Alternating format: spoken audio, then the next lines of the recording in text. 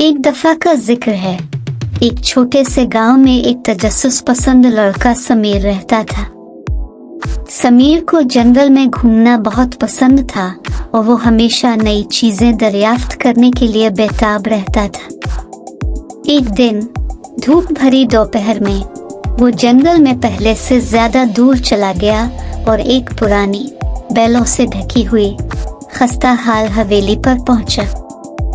समीर हैरान था और एहतियात से हवेली के करीब आया। जैसे ही इसने चौबी छत पर कदम रखा, उसने अंदर से मध्यम सी रोशनी झिलमिलाती देखी। तजस्सुस ने इसे मगलूब किया और उसने दरवाजा खोला जो जंग आलूद कब्जों पर चरचराया। अंदर हवेली गर्द गुबार से भरी हुई थी और मकड़ी के जाले हर तरफ थे। समीर ने एक कमरे में एक पुरानी गर्द आलूद किताब देखी जो एक मेज पर रखी हुई थी। किताब हल्की सी चमक रही थी और उसके वरक पर लिखा था, जंगल का राज। समीर का दिल तेजी से धड़कने लगा और उसने किताब खोली जिसके सफ़हात पर अजीब अलामतें और एक नक्शा बना हुआ था। पुरजोश होकर समीर ने नक्शे की पैरवी करने का फैसला किया जो उसे जमीन में छुपे हुए एक दरवाजे तक ले गया। कुछ कोशिश के बाद उसने भारी दरवाजा उठाया और नीचे जाने वाली सीढ़ियां देखी। गहरी सांस लेकर समीर सीढ़ियों से नीचे उतरा। दिल में डर और जोश दोनों मौजूद थे। नीचे वो एक मध्यम रोशनी वाले ज़ेरे ज़मीन कमरे में पहुंचा।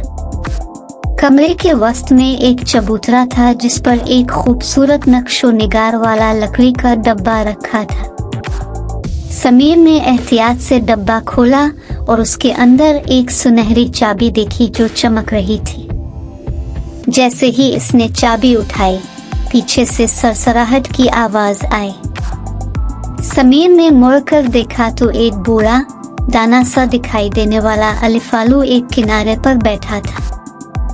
अलिफालू ने गहरी और नर्म आवाज में कहा, नौजवान, तुमने इस जंगल का सबसे बड़ा खजाना तलाश कर लिया है, लेकिन याद रखो ये खजाना सोना जवाहरात नहीं है। हैरान होकर समीर ने पूछा, क्या मतलब? ये चाबी किस खजाने का ताला खोलती है? अलिफालू ने जवाब दिया, ये चाबी इल्म और हिकमत का दरवाजा खोलती है।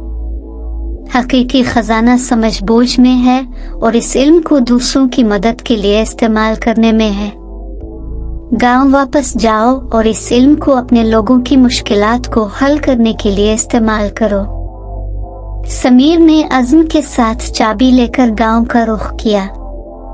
इसने किताब से हासिल किए गए इल्म को इस्तेमाल करना शुरू कर दिया और गांव वालों को बेहतर खेती बाड़ी के तरीके, पानी साफ करने के तरीके और जंगल के साथ हम आहंगी में रहने के तरीके सिखाए।